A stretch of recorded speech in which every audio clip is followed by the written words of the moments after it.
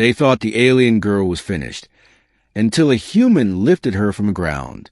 The battlefield was quiet now, but the silence was not peaceful. It was the kind that made the skin crawl with the memory of screams and fire, and the weight of bodies that would never rise again.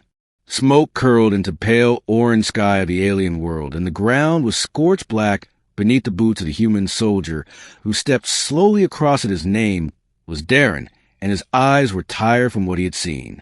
His unit had been deployed far behind enemy lines to rescue survivors from a downed human transport ship, but what they found was a massacre the enemy had already swept through, and nothing living remained, or so they believed. Darren moved past twisted metal and broken weapons, and then stopped. His ears caught something faint, a whimper, a soft sound so fragile it seemed unreal in the stillness. He turned toward the noise, stepping carefully over the debris and rubble that littered the ground behind a collapsed wall where the soil had been scorched and cracked lay a body small, unmoving. It was not human.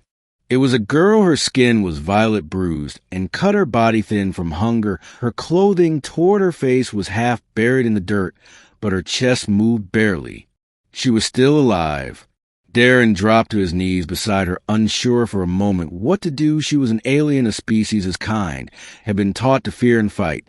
But she was young, no older than a child, and more than that, she looked broken and alone. He reached out, gently brushing dirt from her face, and she flinched, then opened her eyes. They were bright, glowing faintly with a strange light and full of pain and confusion. Her lips moved, but no words came out, only a trembling breath. "You are all right," Darren said, even though he did not know if she understood him. "I have you. Now you are safe." She blinked slowly, as if unsure whether to believe him. Her hands moved, weakly trying to push herself up, but she had no strength left. Darren removed his pack and pulled out a small vial of water, lifting her head just enough to let her drink. She coughed, but swallowed, eyes watching him with a mix of fear and wonder. The other soldiers would not understand. They would say she was an enemy or a threat, that she was not worth saving. But Darren looked at her and saw someone who had been abandoned, left for dead, just like many of his own people.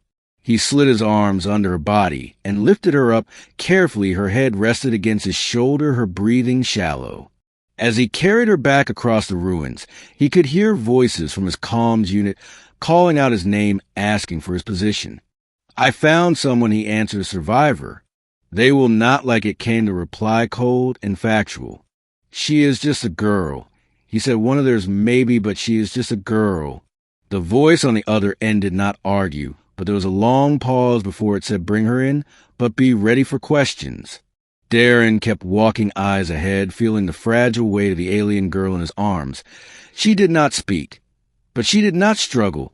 Either she simply stared ahead, as if unsure what was happening. When they reached the temporary outpost, several soldiers turned to look, and many frowned. They said nothing, though some shook their heads, others muttered under their breath.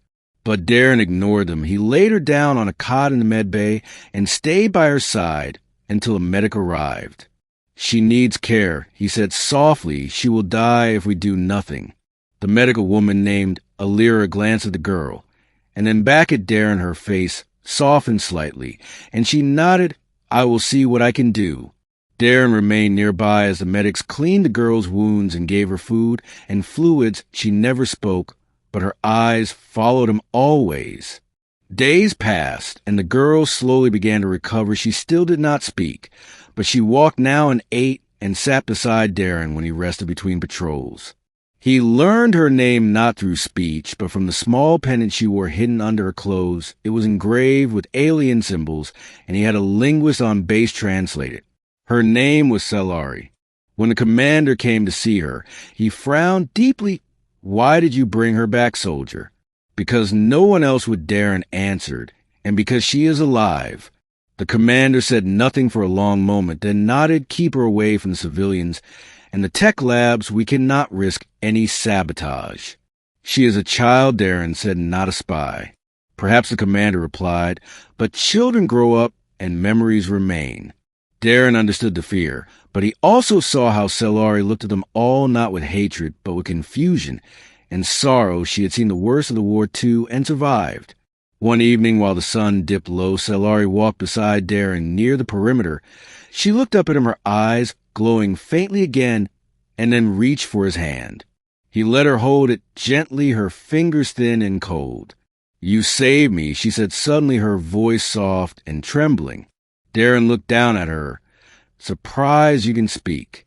She nodded slowly. "I learned your language from the machines. I listened while I healed." "Why did they leave you?" he asked. Her gaze dropped to the ground. "I was born with a voice that speaks too softly. My people believe strength is in silence. I was weak. I cried when the fire came." "So they thought you were useless," he said. "Yes." Darren shook his head.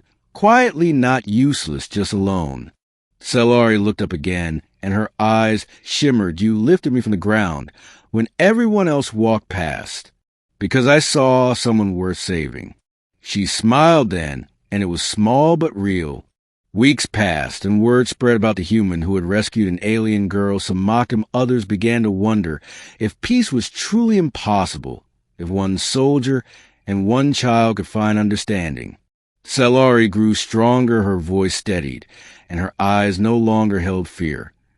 She began helping in the medbay, learning from a human. Doctors, her hands were gentle and her presence calming.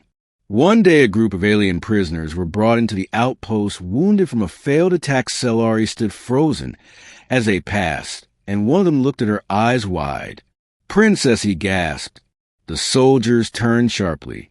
Darren stepped in front of Cellari. "What did you say?"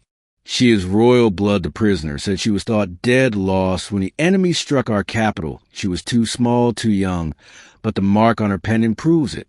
Cellari looked down at the symbol and nodded slowly. "It is true. I am, or I was." The revelation spread. Quickly some treated her with all others with suspicion. But Darren stood by her side through it all. "You are still you," he told her, "not a symbol or a title, just Cellari. And you are still the one who lifted me when I was nothing," she said. Together they stood in the ruins of war, two people from different worlds, bound not by treaty or blood, but by a single moment of compassion. And through that small moment, something greater began to grow.